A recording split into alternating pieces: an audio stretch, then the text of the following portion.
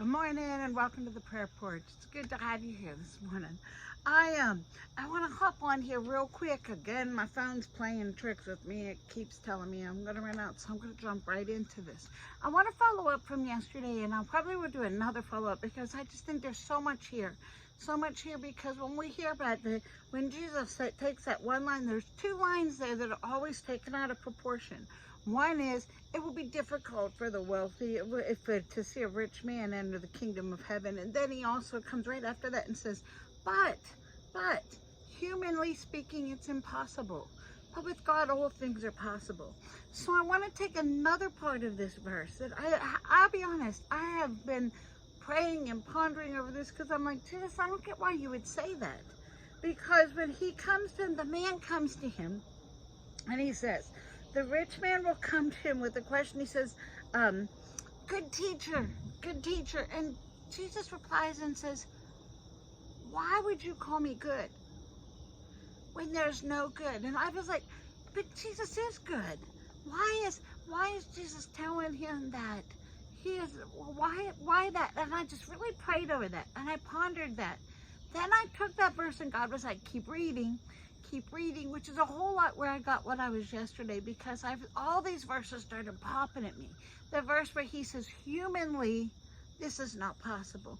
When he says it's going to be as hard for a rich man to enter the kingdom of heaven as it is for them to walk through the eye of for a camel to go through the eye of the needle, or the entryway, because that camel has to get down on his knees. He has to put himself in a position, and he's very vulnerable. He has to put himself down so that he can get into that eye of the needle. He has to become totally vulnerable to his owner and master. When Jesus says the teacher comes to him, and then when you go back and you start looking at the rich man who comes to Jesus, he says, Jesus, look, here I am. What do I need to do? Because obviously, and then he goes on to talk about how good he was.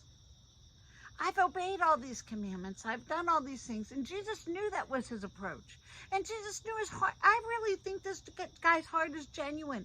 I think he genuinely wants to say, look, I think I'm doing everything right. I just need that reassurance and that affirmation. And I totally get that, because I am a verbal affirmation person. I am the type of person that I'm constantly checking, probably drive people nuts around me, because I'm constantly saying, is that what you want? Is this okay? Is this okay? Is this right? Is this right? I thrive on affirmation. And so that's why when you guys give messages and you leave comments, that means so much to me. When you like and subscribe, that's affirmation for me. And that's like, okay, I'm doing the right thing. And weakness for me, it's just my personality type. That's my love language. That's who I am. So I get it if that's who the get rich young ruler was. If that was his love language, that he wants, God, I want to make sure I'm being good here. Because he goes so far as later to say to Jesus, well, do you keep the commandments? I keep the commandments. I'm really good. I'm the student in the class that tries to please the teacher. I do everything I can to do it right. I want to make sure I'm doing it right. And he says, you may be doing it right, but the one thing you're missing is what you think is good. I believe when he came and said, good teacher, Jesus is saying, I need you to reevaluate what you think is good. Because you're seeing good through worldly eyes. You're seeing what is good through the eyes of the world, not through godly eyes. And when you surrender yourself to the master, you're going to start seeing through his eyes and not your own. You're going to see things differently. You're going to view things differently. And suddenly you're going to realize, I am not just your good teacher, I'm your master. But I am a master and I truly will be your good teacher and your master when you're able to say, what I have is yours. Whatever I have and whatever you need of, because the only reason I have it is because of your doing. It's not my doing, it's your doing. It's what you have done with it. When we suddenly realize that it is not our own, it all belongs to him. So when he says to Jesus, good teacher, and Jesus says, do you even know what is good? Nothing is good unless it's in heaven. Once it's been here on earth, and Jesus realized that. When he came from heaven to earth, he gave up his holy being to become man. And becoming man, he realized, I I've entered a world that doesn't understand good. Good was a creation when God created it and he said, this is good. Oh, I spoke the sun in space and it's good. I spoke animals in place and it was good. I spoke man in place and it was very good.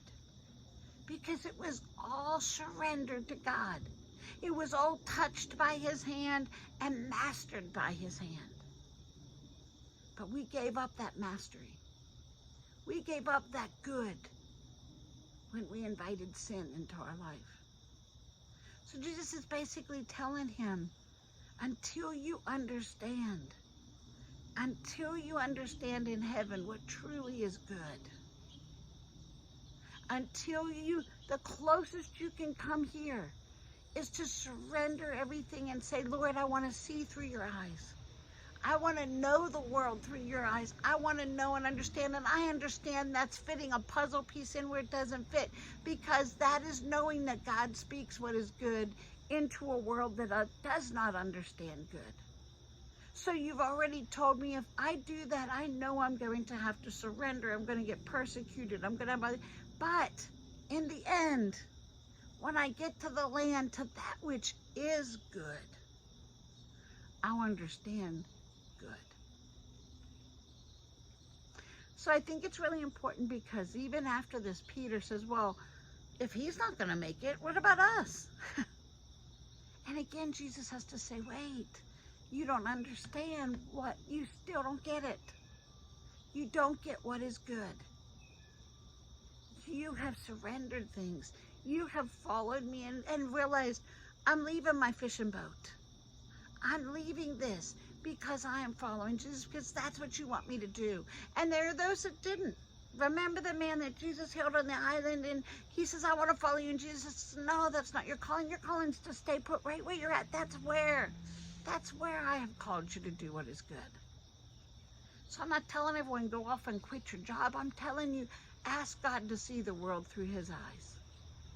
Lord, help me get a glimpse. Help me surrender myself so that I know that all that I am belongs to you. So that I truly can understand just a glimmer of what it means when God says, and this is good. This is good. Then the rich young ruler could have said, good teacher. Jesus said, you understand what a good teacher is. Because a good teacher means that you are totally surrendered. Totally surrendered. It's a lot to think on this weekend. So I encourage you, take that thought, think on it. Give me some comments. I'm curious. This is just how it has processed for me. This is where God has met me at. This, Lori, I need you to relook at this.